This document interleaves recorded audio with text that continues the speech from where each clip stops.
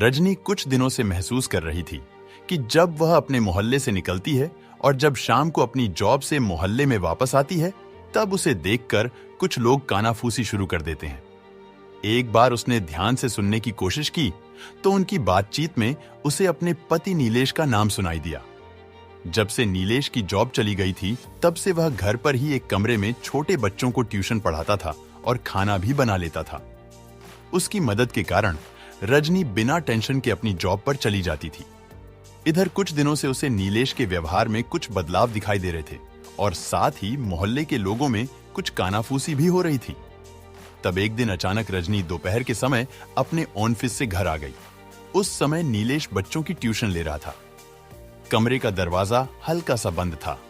रजनी ने उसे हाथ से धकेल दिया और सामने का दृश्य देखकर उसके मन में घृणा और क्रोध उत्पन्न हो गया। उसका शक सही निकला। नीलेश एक छोटी बच्ची को अपनी गोद में बिठाकर उसके शरीर को गलत तरीके से स्पर्श कर रहा था। यह देखते ही रजनी गुस्से में उबल पड़ी और जोर से चिल्लाई, शर्म करो, तुम्हें तो अपनी इस हरकत पर डूब मरना चाहिए। क्या तुम भूल गए हो कि इस उम्र की हमारी भी एक बच्ची है?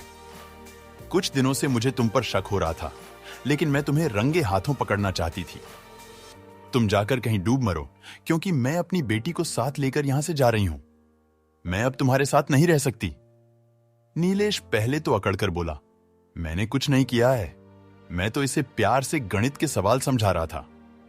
लेकिन जब रजनी ने उसे छोड़कर जाने की बात की, तब वह गिड़गिड़ाने लगा और माफी मांगने लगा। तब रजनी ने बात को गहराई से सोचते हुए उसे घर को ना छोड़कर जाने का फैसला किया, क्योंकि उसे लगा कि नीलेश उसके जाने से पूरी तरह आजाद हो जाएगा। उसने मन में ठान लिया था कि नीलेश को अब सही राह पर लाकर ही रहूंगी।